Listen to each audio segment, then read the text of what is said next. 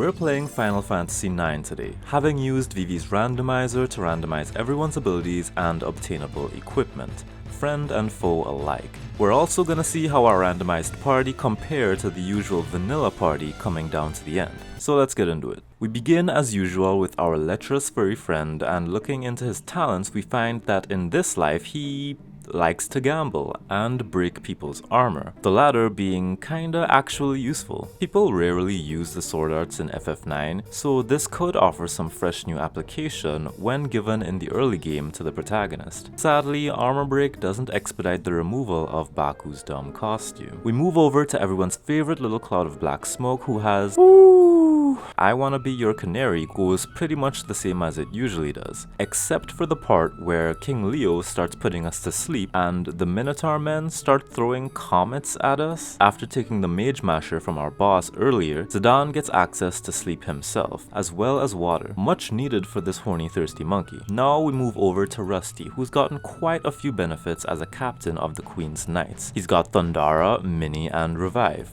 a set which at least makes him feel like a more equal opposite to General Beatrix at this point in the game. He also gets access to Healer, which to me is kinda hilarious. The play continues without a hitch, and we find ourselves in combat with Rusty himself, who luckily does not opt in to his very powerful moveset that we know he has. The princess joins us in our battles, so now we get a chance to look at what she's packing. No, not in that way. She's got Minus Strike, Angel Snack, and only 2 Eidolons, though they still have their usual high MP costs. I was actually surprised to see that she kept those, although Atomos was listed under white magic, so a bit of false advertising there. The play ends in a totally peaceful manner, and we take a totally voluntary trip to the nearby Forest of Kindness to celebrate a job well done. While in the forest, the princess and Viv get into a bit of a pickle, and it's up to our good knight and Mr. Me Too to help her out. To my pleasant surprise, him going into trance grants him the use of Aura, multi-targeting both Autolife and Regen. We help Viv out, but the princess got invited to a party with the friends of the forest and is staying out too late, so we gotta go get her. We roll up to the forest host demanding our princess, and he immediately roofies us with some multi-target poison, which is actually fairly devastating cause I didn't bring any antidotes. He had us on the ropes for a bit, but then I decided to hit him with the Thundara, alerting Blank to our location and letting him join us. I figured since the boss offered us a drink, it was only right to respond in kind and give him some water. Clearly he'd already had enough water that day and immediately wilted to the tune of 1,000 damage. His minions come after us, but all they really do is try to make us small, over and over and over again. We decide to make our way to the ice cavern to get above the mountains, but Blank got too stoned after the forest party and we had to leave him behind. The friends in the ice cavern weren't particularly interesting, apart from Black Waltz number 1, who comes at us with some gambling. I hit them both with water, which effectively drowns him. The sea lion obviously doesn't care about a little water though, so it swaps over from stone to slime. When next we see our crew, they've lost Viv due to him having been kidnapped by villagers on the mountain. Zidane and the princess go to rescue him, but in so doing they discover that he's got a pretty big family tree. Soon after, the Black Waltz number 2 fight begins. Luckily he doesn't have anything but ink and a penchant for making us small. Again, taking a ride with the rest of the black mages on the cargo ship, we're off to Lindblum when the 3rd waltz pops up. Not just to pick on Viv, but all the other mages in the family as well. So with the power of being really pissed off, we engage the 3rd, who used a move called Sand Breath, which I don't think I've ever seen. Like, this happens a few times in this randomizer where enemies use moves that never existed in the main game. I don't know if it's the randomizer introducing new moves or something. I'm pretty sure I turned those off, but luckily none of the new stuff is that crazy. He's also packing Era and some pollen. It feels like he's really into air pollution, but arguably he's easier than he's ever been. He's persistent, but he's also a bad driver and gets into an accident while chasing us. We arrive at Lindblum for some R&R, also taking part in the Festival of the Hunt, just for fun. One of our monkey's friends pops in to help us take down the biggest hunt in the competition, Zaganal, who just about gave me a heart attack when he pulled out the free energy. Freya on the other hand is packing Might, Curse, and Life, a healthy balance of buff, debuff, and healing. which would have seen good use if I actually wanted our furry friend to win this competition. But I thought it was about time he sat this one out. We pick up hungry Quina, who also has a knack for healing people by impaling them with a fork. Not to mention an impressive host of functions like regen, full life, Thundaga, Fraga, Demi, freaking Bahamut, and Leviathan. Eating has been made a bit easier since monkeys got access to scan now. Moves like scan being on him makes them 10 times more useful than when they're on characters who don't get much practical use out of them until it's too late, or on characters who have better things to do. Meanwhile, you have Freya getting things like high jump when it actually matters, and not near the end of the game when Dragon's Crest is already available to do insane damage. Sadly, what goes up must come down, as Beatrix is here to ruin our hopes and dreams. Funnily enough, this time around she's still sporting Thunder Slash, but now she has a new move called Shimmer,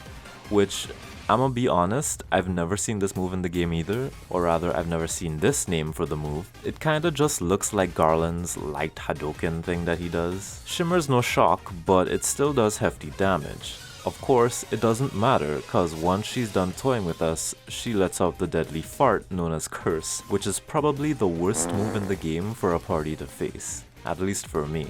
Luckily, this is scripted so we don't have to deal with the consequences of all those status effects. Back with the princess, we come across waltz number 3 again, who's rocking Entice. It's easy to circumvent what with all the healing slaps on our party, and Rusty actually manages to get a mini off on him. Meanwhile, our soft and dainty princess actually proves to be the main source of damage this fight. She squares up with minor strikes, dealing over 200 damage a pop, and taking on the boss in like 4 slaps. I'm so proud of her. Her entourage heads over to the City of Darkness, which as usual offers a lot of opportunities for new abilities. Rusty picks up some new tricks, including Counter, Osmos, and Pumpkinhead, the last of which is particularly important as we'll see soon. But at this point in the game, I've realized that for whatever reason, the randomized equipment we're getting doesn't have much in the way of armlets. We've gotten quite a lot of night equipment, but not nearly as much light equipment by comparison.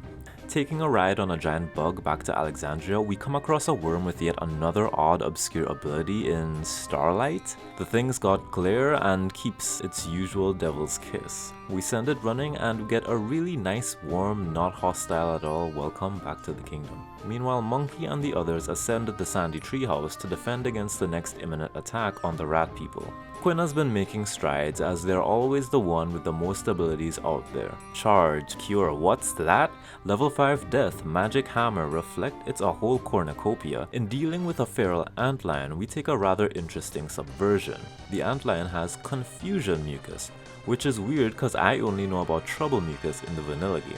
But thanks to our healer, Confusion means nothing to us. Viv's still rocking Holy, but now he's packing Bio and more importantly, Steel. In observing Zidane, he's been tasked with using his cute unassuming little appearance to pickpocket the enemies we face, along with the monkey. What a good influence he was. Once we rob the bug blind, we just plan to dish out the pain as usual, but not before being poisoned en masse. Freya curses it with fire weakness, which is the perfect opportunity for Quina to hit him with the level 3 and for Viv to wrap it up with a bio. Immediately after this, the wartime invasion we've anticipated comes to pass. The Kami forces are pretty much nothing to us as their levels are divisible by 5, just as well because they just try to slime us for some reason, which is highly questionable. Their leader isn't as gross, however, as we find out in round 2 versus Beatrix. So this time we got straight up death.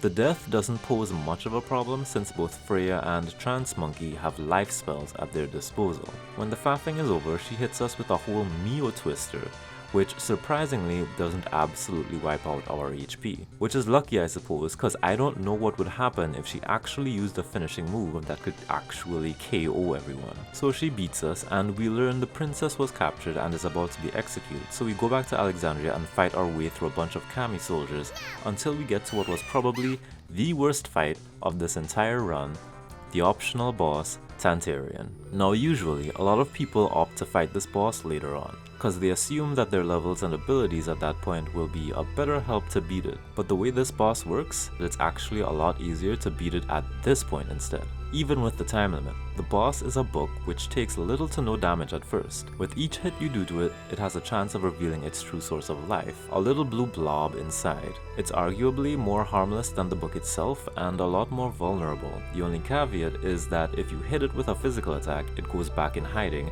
and you have to start looking for it all over again. So naturally, magical damage is pretty much king here for taking it out. And of course, in a normal run, the best source of magic is Vivi. The rest of the party you can have at either this point or later are pretty much physical. However, Rusty has what your later party member Amarant does not. He syncs up with Viv to do sword magic, which does just as much damage as Viv, if not more. So with Steiner's help, you can hopefully cut this battle's length in half. Amarant doesn't really offer anything more than Steiner does, and he'll probably have less support abilities, what with being a relative newcomer. Steiner, on the other hand, has been around since the jump, so he's probably got more access to relevant passives in his arsenal. So even on a normal day, I'd be facing this stack of paper with this silly time limit running. I put everyone in the back row and outfitted them with the best abilities for survival. I'm fully prepared to get in there and nuke the blue bastard with Holy and Bio once I get the chance, plus Steiner's new abilities like Thundara or Ramu. I actually thought it'd be easier than usual, but then disaster happens. The book has the absolute audacity to cast Berserk on the entire party. I'd rather the boss do crap tons of damage with Paper Storm like he usually does. For those that don't know, Berserk forces those afflicted with it to attack physically on their own indefinitely. And so the only way to cure it is to have someone who isn't berserked to use Gesal Greens on the afflicted. So if everyone is berserked, then that's how they're all gonna remain. So in a fight where the goal is to be careful and not attack physically at the wrong time, this guy uses a move that makes it so you can't do anything but physically attack.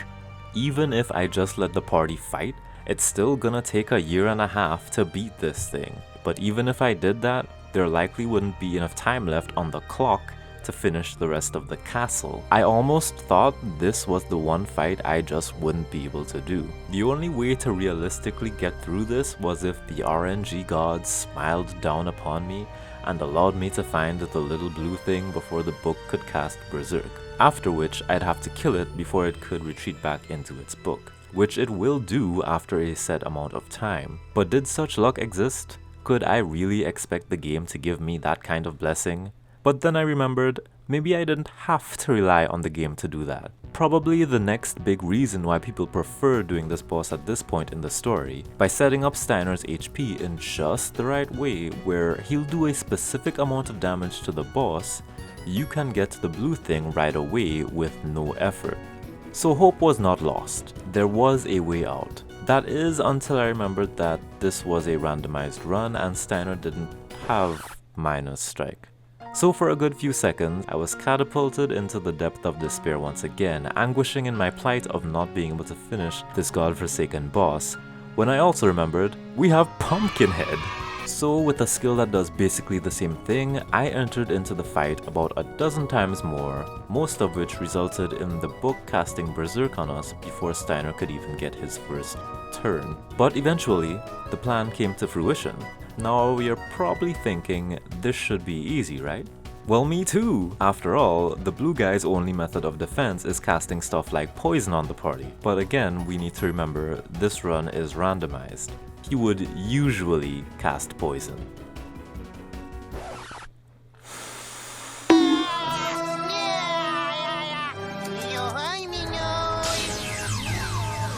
Once again, I was at the precipice of despair, unable to alter my strategies in any meaningful way. I just let the battle play out on auto after lamenting my situation. I was about to start another attempt when, to my absolute amazement, Vivi slaps the thing dead. I hate this whole castle, let's leave. Well, at the very least, with that challenge done, there wouldn't be any more issues until the next Beatrix fight, right? Why? Why are these clowns of all things being a problem?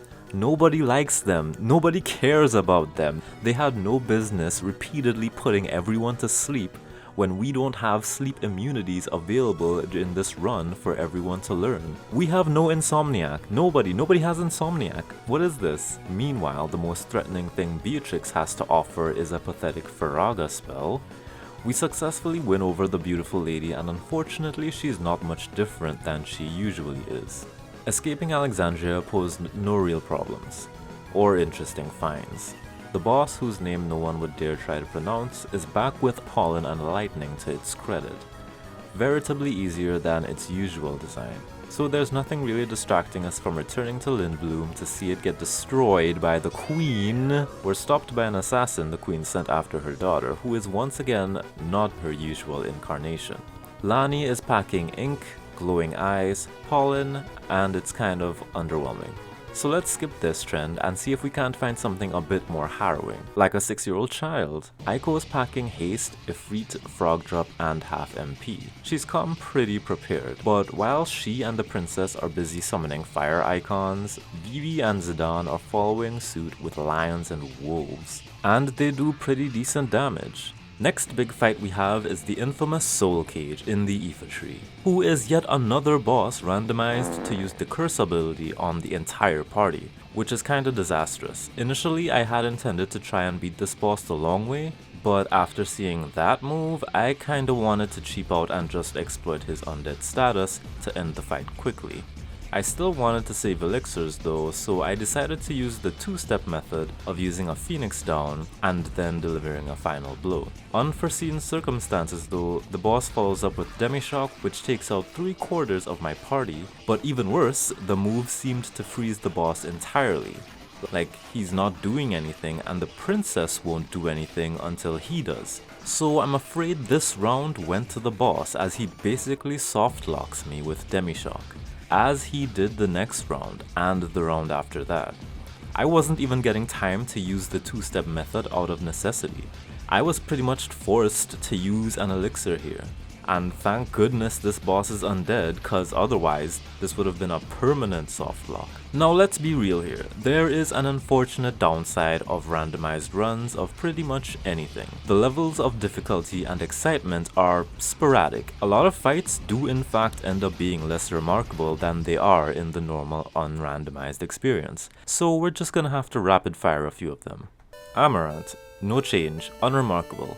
Arc, subbed out full party confusion for full party blind and silence. Only a minor nuisance. So much so that I got bored and just let Amarant berserk everyone. Valia Paria, likes to heal itself, weigh people down, and inflict poison. It does a couple of holies, but they only come in at 500 damage. Meanwhile Vivi comes in at almost 9000 with Medine. These dragons enjoy level 5 death and everyone's favorite recurring annoyance, Curse. Melty Gemini enjoys splashing the party with water and Scoop Art, which does nothing. Taharka, Psychokinesis. Lich, Cannons, Snowstorms, and also Psychokinesis. The Princess, Kiraga, but not really, she does never get that. What she does get, however, is Thievery, and boy oh boy is she a good bandit. The Silver Dragon, more Pollen, also Paper Storm. Garland, Doom, Matcha Magic, Goblin Punch, and Chestnut, which there's a reason bosses don't get HP difference moves in this game, and Garland may have just become one of the most powerful bosses because of it. Like, geez. Kuja, Psychokinesis, Armor Break, and that's pretty much it. Nova Dragon. Cold Breath, Blizzard, which did over 1000 damage, like, what? I'm sensing a theme here, but, like, the numbers don't make sense. Malaris or Malyrus? Kira, Roulette, the usual physical attacks. Tiamat, Mist for big damage. Cold Breath, Sleeping Claw, and Flare Star. Hades, who usually uses Curse after his countdown, so let's see what lovely new move he's gonna... It's Berserk. He uses Berserk. Kraken, Power Break, Virus Crunch, and Waterga. Lich, Virus Fly on everyone, Water, Knight, Boomerang, Slime, Shrinking Cutter, whatever that is. Quail, Blaster, Thundara, Silence All, Level 5 Death, Pollen, and Flare Star. The big marble himself, He pops off with a multi-target mini, which most of the party avoids, but then he jumps straight into 6 dragons, which doesn't seem to affect him adversely at all. He proceeds with Bubble, which wiped the whole party, save for the ones with auto life, but then the dragons come right back out. Luckily, we're already in danger, so it can't make us much weaker. But then a snowstorm hits and we freeze to death. Attempt number 2. What the hell is Spectre? Multi-target red clipper. I'm liking this moveset a lot more than the usual one cause it's actually a lot easier for me. Mighty Guard. All these are pretty inoffensive. Silence. Blue Shockwave. It's just really funny to me that bubbles seem to be the replacement for Doomsday. The Princess and Steiner were the main damage sources here, while Freya acted as insurance by staying in the air in case things went south on the ground. Garnet was also nice for Carbuncle for those who didn't have auto reflect. Ozma lacks both healing and curse for this fight, so that really made things so much nicer. I guess this is the real compensation for suffering through so many curses in the actual main campaign. So after all this, it's finally time to see what random atrocities Transkuja is willing to commit upon my party. Popping off with a 3k drain, he's not messing around with those heals today. He double casts it with a shimmer to take out Quina, and defends with Shell soon after. Zidane's got enough physical damage to not care, and Eiko's dropping frogs for a fixed 5k. So far things don't feel like they're gonna exceed the simple do damage / heal damage routine.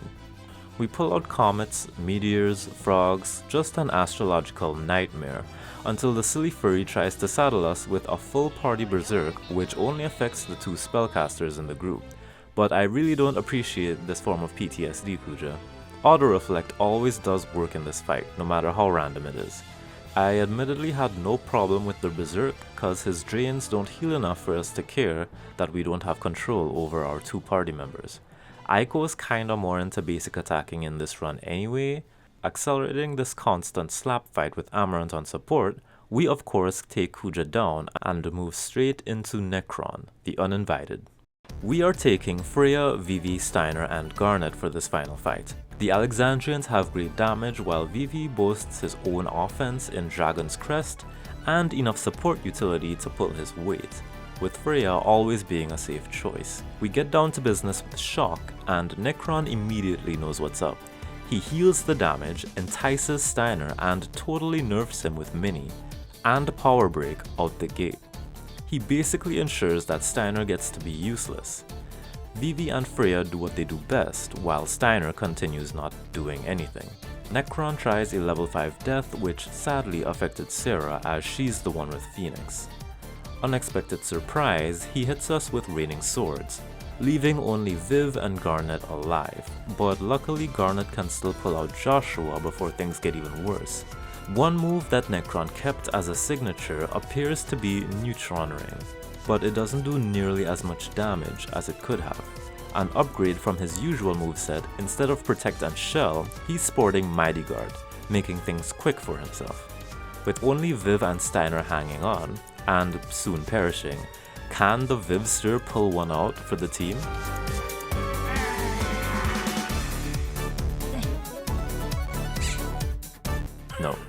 No he can't. And so we must try again, still a formidable challenge, though not as devastating as his usual incarnation, especially for the party that I'm now saddled with. The randomizer hasn't granted us all with the necessary status immunities, so there's genuinely no way to defend against certain afflictions had Necron possessed a Grand Cross ability.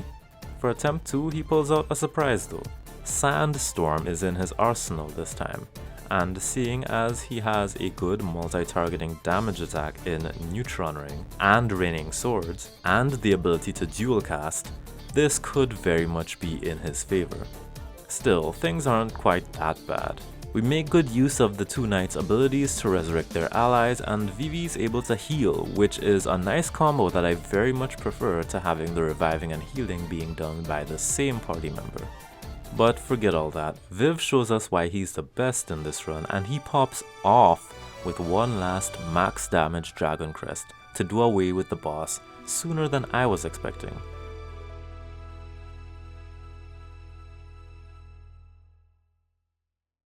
At this point, what really kept my attention was looking at how my party's skills were shaping up, and what worked and what didn't.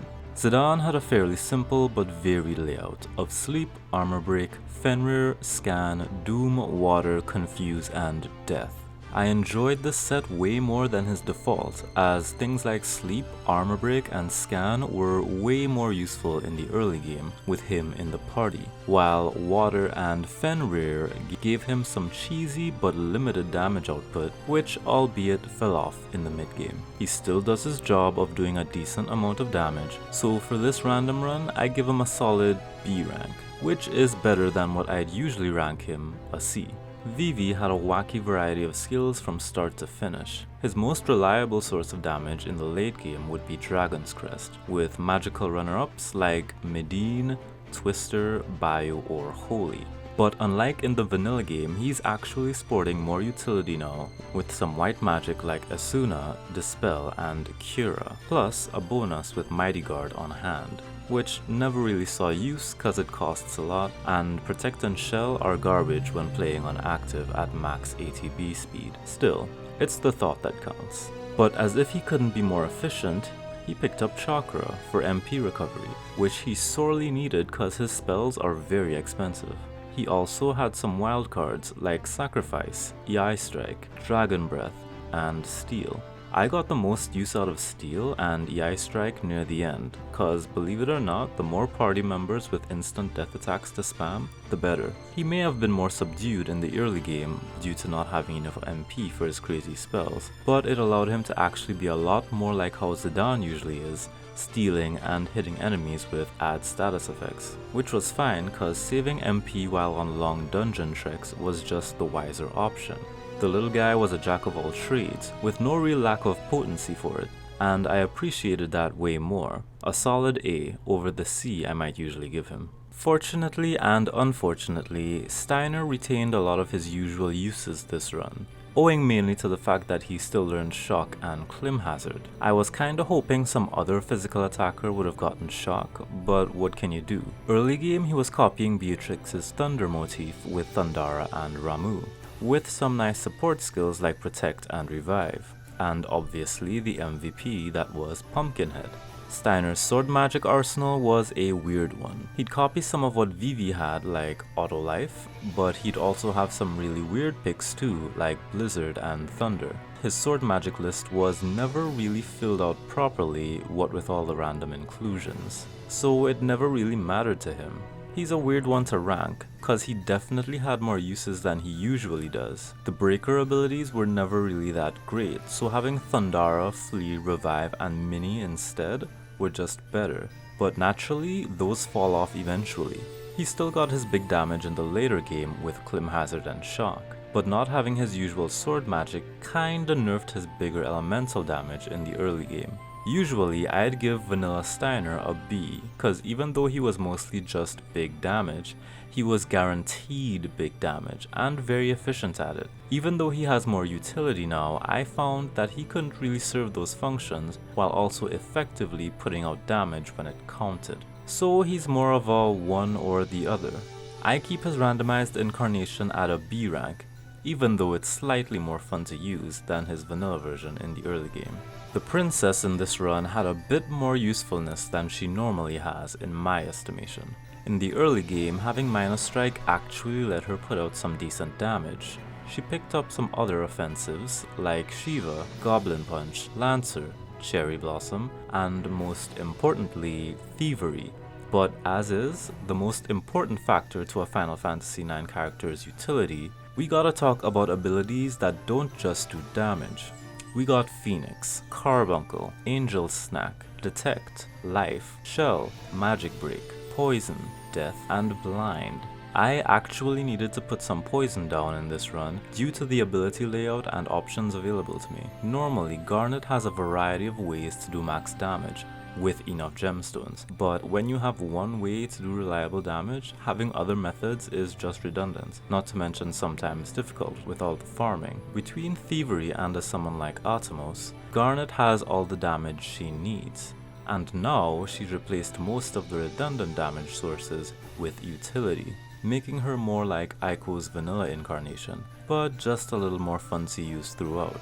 So I give Garnet an S rank overall, compared to her usual C rank. Freya felt modest in this playthrough. Her vanilla incarnation is actually pretty hype, with stuff like White Draw really supporting the party, and stuff like Dragon's Crest to do damage. Granted, she still had weird wastes of MP like Dragon's Breath and 6 Dragons, but it's gotta be said, she had a niche beyond just being a jump machine. She's still a jump machine after being randomized, but her uses have shifted to support the party in a more unfocused way. Instead of HP or MP regeneration, or cheesily making everyone physical attacking rage monsters, she now heals poison, makes a party member immune to physical damage, boosts physical damage, revives, inflicts an elemental weakness on an enemy, casts Doom, level 3 ice magic, or dispels enemy buffs. Quite a few more uses to her arsenal, but ironically, uses that don't see much use. Vanish, Might, and Life saw use in extended boss fights, while Curse and Blizzaga were only minorly effective. At the very least, Panacea was more useful in this run since party members don't all get access to poison immunity from their equipment, like in the vanilla game. When you compare the loadouts, you'd think that they'd be fairly equal on the metric of utility, but HP and MP regen is just so much more universally effective, and not having a constant source of big damage in her skill list like Dragon's Crest or even Cherry Blossom hurts her a lot. Having high jump early on only slightly mitigated this, but she still felt like a shell of her former self. I give her a B rank compared to her usual A rank. An S rank character on any normal day. Quina tried to keep that rank in this randomized run, but today they've acquired some new goods. Regen, Charge, Thundaga, Demi, Firaga, What's That, Full Life, Bahamut,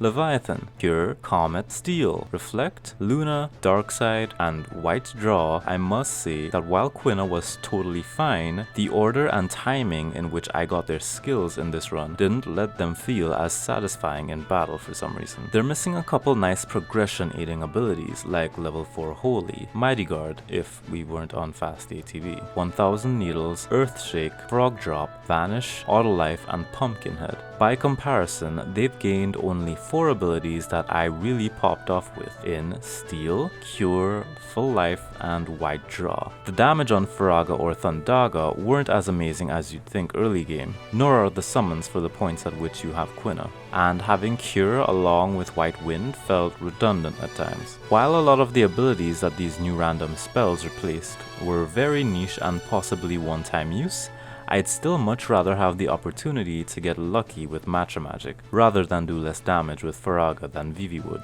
Overall an A rank, compared to the normal S rank, just not as fun to utilize. You'll notice by now the rankings are heavily based on how good the characters are to use when you have them, along with their effectiveness beyond just damage. Doing a lot of damage isn't as valuable as doing a lot of efficient damage, with little to no effort needed to achieve said damage, and utility is simply a flat increase in rank altogether. The character has to be fun to use in terms of are they able to do their job when they need to. So by the grace of RNG, Eiko has been granted the following damage abilities: Drain, Ifrit, Thunderslash, Limit Glove, Aqua Breath, Earthshake, Demi-Shock, No Mercy, Frog Drop, Lancer, Fire, and 1000 Needles. She maintains utility with Annoy, Carbuncle, Slow, Haste, level 3 Defenseless, Aura, Flee, Confuse, Silence, and Power Break. Her immediate utility has kinda been nerfed due to starting off learning things like Haste, Ifrit, and Frog Drop. I hadn't gotten enough frogs to drop for significant damage yet, and Haste isn't that great when it's not auto. As a white mage with Fenrir and Cura, her vanilla incarnation immediately had more kick to her. As time went on, the only objectively useful skills that she adopted into late game were Flee, Odin,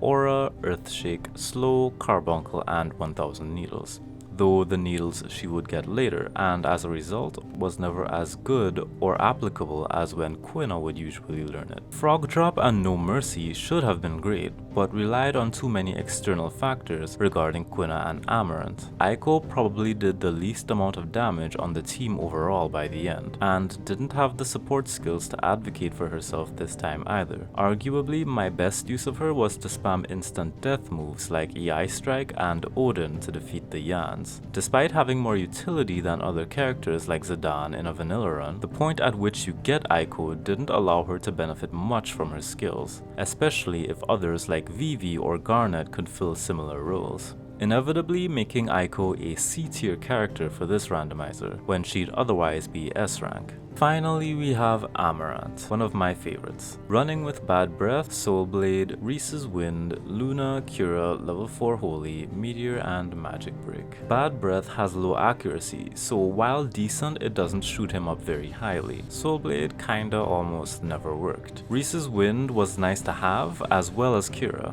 Magic Break saw no use, and Meteor did decent damage while level 4 Holy did not. And remember, we get Amarant in the mid game, so damage numbers really matter. Luna was a gimmick I don't think I had use for in this playthrough either, except for a few cheese moments where I didn't really care. So I think it's safe to say that this was a bit of a downgrade for poor Amarant. As nice as full party regen and a cure spell is, losing chakra and aura for both auto life, regen and MP, it just wasn't a fair trade-off. I also really felt the loss of No Mercy, which gave him a lot more reliable damage output that would often fluctuate above 7,000 near the endgame for a very cheap cost. Meteor doesn't replace it efficiently enough, and beyond that, his only real use in this playthrough outside of physical attacks was HP recovery with Cura, Reese's Wind, and even the healer passive. Amarant's damage, auto life, and MP utility used to make him an S-tier character for me, especially when he went into trance. He would pair well with a variety of characters for those few feats of his, and without them, he's just not as effective. He also struggles to heal as efficiently as a white mage would,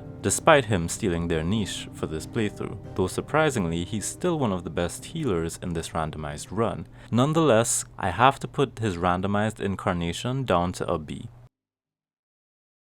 Well, there you have it. For my first randomizer of Final Fantasy IX, I think this went pretty well, at least for my party. I would have liked a bit more variety in the enemies, and I would have preferred if the enemies didn't have weird moves that I've never seen before. Maybe I'll do another randomizer one day that doesn't quite balance things out so smoothly, so that possibly in the beginning of the game, Baku can have Grand Cross and destroy us instantly. Who knows?